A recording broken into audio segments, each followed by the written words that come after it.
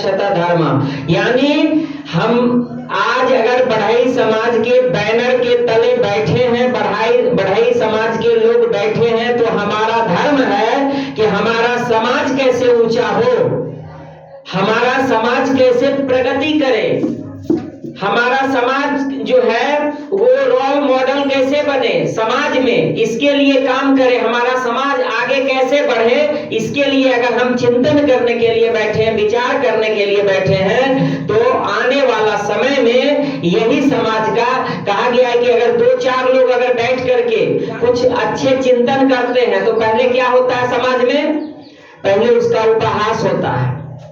उपहास होता है। अभी आप बैठे हैं ना, तो अगल बगल में हो सकता है ये चर्चा बैठेगा, अरे 10 गो बढ़ई समाज का लोग आया था, खूब अपना आडंबर भोज ये वो कर रहा था, दिखा रहा, तो क्या हुआ, पहले किसी भी चीज के लिए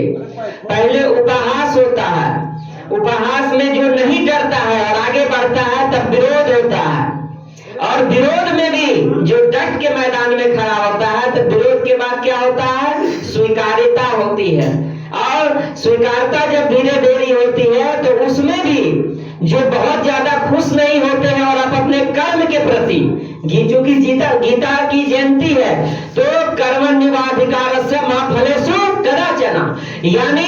फिर जो जब स्वीकार्यता आती है उस समय भी दृढ़ संकल्प के साथ अगर हम कर्म की ओर बढ़ते हैं, अगर हम कर्म करते हैं जो गीता में बताया गया, तो क्या होता है, उसके बाद समर्पण हो जाता है। लोग जो है, जो समाज है, वो आपके कर्म के प्रति, स्वीकारता के प्रति, उसके बाद उनका समर्पण होता है और वो उसको लोग समर्पित हो जाते हैं आपके लिए कि आप समाज में एक ऐसा काम कर रहे हैं, समाज के उत्थान के कर रहे हैं, अपने समाज के उत्थान के कर रहे हैं, तो लोगों का समर्पण हो जाता है और आप क्या होते हैं, तो आप समाज के लिए एक ऐसे जो है रोल मॉडल बन जाते हैं, एक आदर्श बन जाते हैं कि लोग आपके विषय में, आपके जीवन शैली के विषय में बताते हैं कि समाज में उनकी जीवन शैली होनी चाहिए।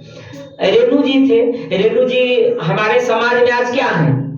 हमारे समाज के अररिया जिला के एक अंतरराष्ट्रीय आदर्श पुरुष हो गए हैं। आज विदेशों में कहा जाता है फणीश्वर नाथ रेणु का नाम लिया जाता है, लेकिन आपको पता है उनकी किताब आप लोग पढ़े होंगे, जब रेणु जी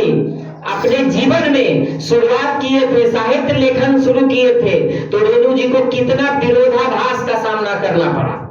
रेणु जी अपनी जिंदगी को कितनी कठिनाइयों से गुजरना पड़ा। रेणु जी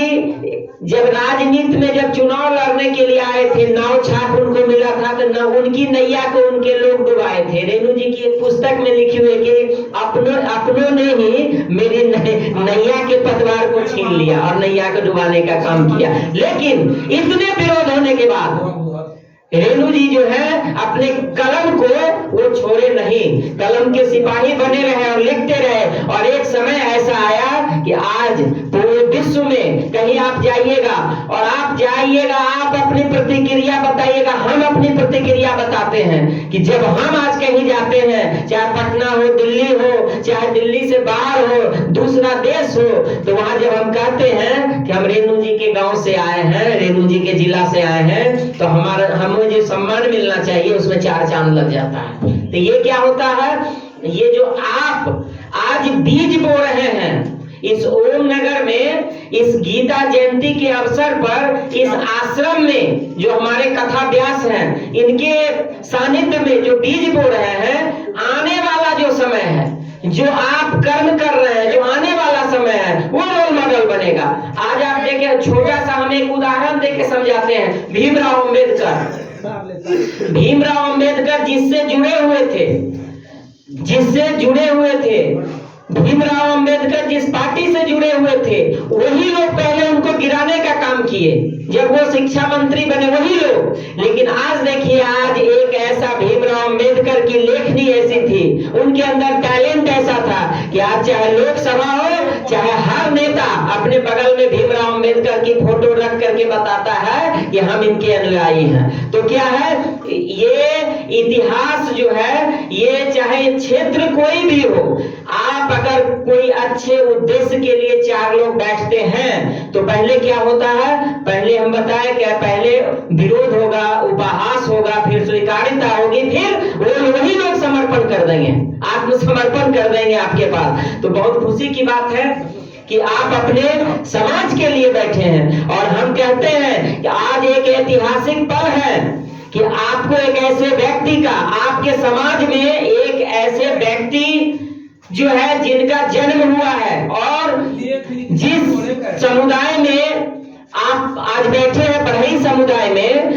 समुदाय में अररिया जिला में एक ऐसे व्यक्ति का जन्म हुआ जिनको राजेंद्र प्रसाद शर्मा जी के नाम से लोग जानते हैं। इनका कार्य है वकालत है, वकील भी हैं, लेकिन इनका एक वकालत पेशा है। ये जो काम कर रहे हैं ये आपके समुदाय के लिए, आपके समाज के लिए एक ऐसे काम कर रहे हैं कि आने वाला जो समय है, कुछ समय में लोग आपके समाज को उस दृष्टिकोण से देखेंगे कि इसी समुदाय में, बढ़ई समुदाय के ही राजेंद्र शर्मा थे, यानी बढ़ई समुदाय के थे, इस समुदाय के नाम से जाना जाएगा, आपका राजेंद्र शर्मा जी के नाम से जाना जाएगा। क्योंकि आप लोग कहां तक इनको जानते हैं हम नहीं जानते हैं, लेकिन हम जहां तक जानते हैं, आपको पता है 1 सप्ताह पहले हमको दिल्ली से फोन आया, 1 सप्ताह पहले दिल्ली से हमको फोन आया कि अररिया के आप हैं कहाँ, बोले आपके यहाँ एक कथा, वो भागवत कथा करते हैं। हम बोले हाँ कौन करते हैं, तो उनका नाम जो है बाबा है राजेंद्र शर्मा। हम बोले हाँ, तो आपसे परिचय है, हम बोले हाँ है, तो नहीं भागवत कथा के विषय में जो है हमको जानकारी लेना चाहते हैं। तो आज हमारा मीडिया, यूट्यूब चैनल आज इतना डेवलप है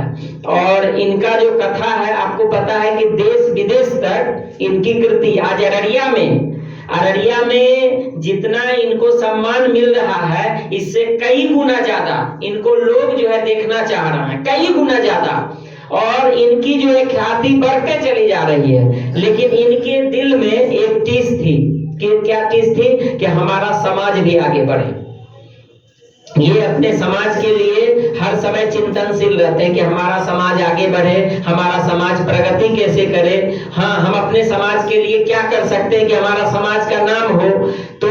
इस ढंग से जो है ये भागवत कथा के क्षेत्र में जो काम कर रहे हैं, गीता का प्रचार के लिए जो काम कर रहे हैं, हम लोग ये कहेंगे कि आप अररिया जिला के जिस क्षेत्र से आए हैं, अररिया के बाहर से आए हैं, आप लोग बढ़ई समाज के लिए तो काम कर ही रहे हैं, लेकिन बढ़ई समाज का जो मीटिंग है, जो उसका है क्रियाकलाप है, उससे आगे आप लोग एक आंदोलनकारी रूप में आप लोग काम करें कि ज्यादा से ज्यादा जगह पर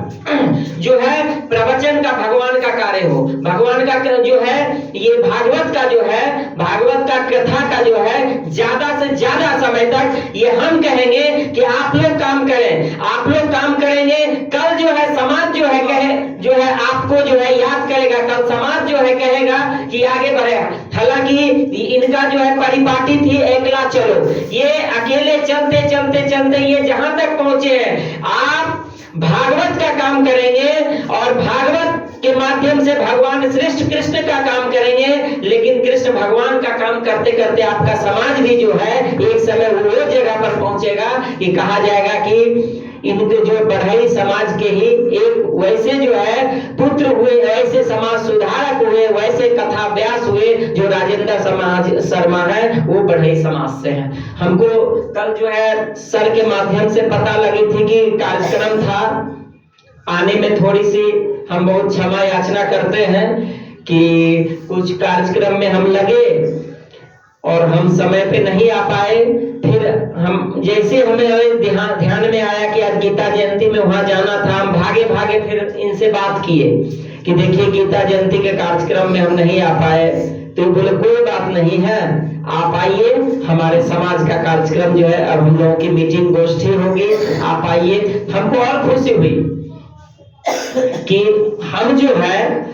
बढ़ई समाज से नहीं है, लेकिन अगर हम वहां जाते हैं, हम चाहेंगे कि उस समाज के सामने में भी आपके गोष्ठी में हम उपस्थित हो जाए और हम कहें कि आज हम गौरवान्वित हो रहे हैं कि हमारे अररिया जिला में एक ऐसे शख्सियत है कि जिनकी आज ख्याति अंतरराष्ट्रीय स्तर पर हो रही है, हम लोग कोशिश करते हैं कि कैसे जो है हम और आगे अररिया को जो है इस भागवत कथा के क्षेत्र में जो है हम और आगे पहचान बनवाएं और इनका जो है हम और जगह जो है कार्यक्रम रखवाएं, ताकि हमारे अररिया जिला अध्यात्म के क्षेत्र में और अररिया जिला आगे बढ़े। तो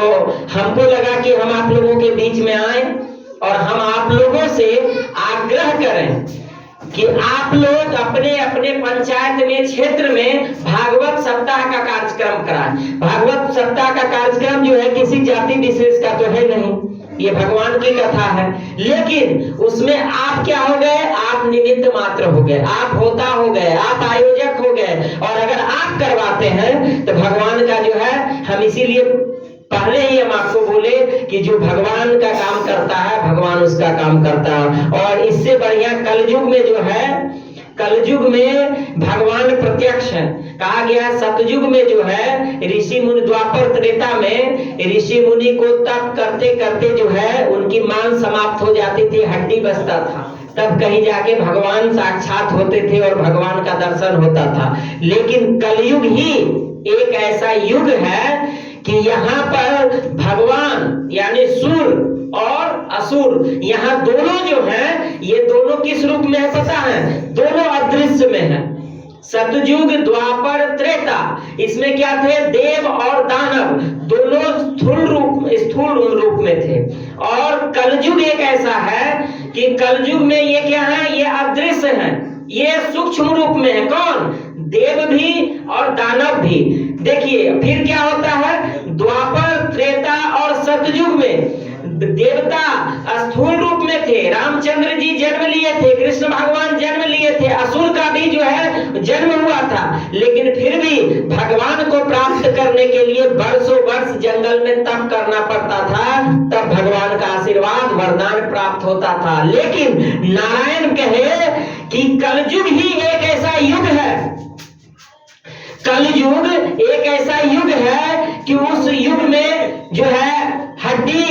गंवाने की आवश्यकता जो है और ज्यादा तप करने की आवश्यकता नहीं है। इस युग में सिर्फ जो है सुमिरन मात्र जो है, सिर्फ अगर भगवान के नाम का अगर हम श्रद्धा से सुमिरन करते हैं तो भगवान प्रत्यक्ष होते हैं और भगवान का प्रत्यक्ष अनुदान जो है वो मिलता है।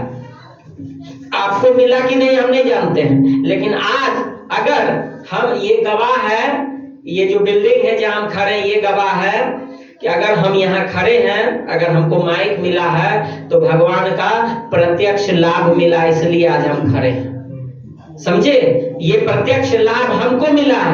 है, इसीलिए आज हम आपके बीच आ सके हैं। ये मेरा सौभाग्य है, ये भगवान का साक्षात प्रत्यक्ष जो है चमत्कार है कि हम आपके बीच आए हैं। इसीलिए आप धन्य हैं कि आप कलयुग में जन्म लिए हैं। यहाँ भगवान जो है अदृश्य रूप में हैं, लेकिन भगवान सुमिरन मात्र से ही सारे कलमश और कसाई को समाप्त करके मनोवांछित फल प्राप्त करते हैं। और वो भी जो है भगवान कृष्ण का जो सुमिरन करता है, भगवान तुरंत जो है उसके जो है याचना को स्वीकार करते। हम आपका समय नहीं लेंगे, क्योंकि आप लोग अपने जो है मीटिंग को कीजिए और बैठक को कीजिए, लेकिन हम कहेंगे कि ज्यादा से ज्यादा जो है भागवत कथा का आप लोग आयोजन अपने क्षेत्र में करवाएं। तो चूंकि आने वाला जो पीढ़ी है, हम चाहते हैं कि अररिया में आने वाला पीढ़ी जो है वो अररिया को अध्यात्म के क्षेत्र में जो है वो देखे कि अध्यात्म पुरुष यही से जो है उनका जन्म हुआ। आज जैसे हम एक जगह कहे थे भागवत में कि धन्य है वो माता, पुत्र कपूत तो का धन संचय, पुत्र सपूत तो का धन संचय। सुने हैं ना? तो आज वो माता की कोख भी धन्य है जो राजेंद्र शर्मा की तरह पुत्र को जन्म दी है। आज वो जो है कोख भी जो है धन्य हो गई। सीता सावित्री जो है धन्य हो गई थी, वैसे महापुरुष को जन्म दी थी। लेकिन हम चाहते हैं कि आज आपका समाज, जिस समाज से राजेंद्र प्रसाद शर्मा जैसे शख्सियत का जो है उठ के आए हैं, जिस समाज से निकल के आए हैं, वो समाज भी आने वाला समय में एक आदर्श और इतिहास रचने का कायम करे अध्यात्म के क्षेत्र में, कि इस समाज से एक अध्यात्म पुरुष का जन्म हुआ। आप लोग भी बढ़ चढ़ करके इस समाज के लिए काम करें और ये समाज आगे बढ़े। आपका और समय नहीं लेंगे और बहुत बहुत धन्यवाद आपके बीच आने के लिए। धन्यवाद।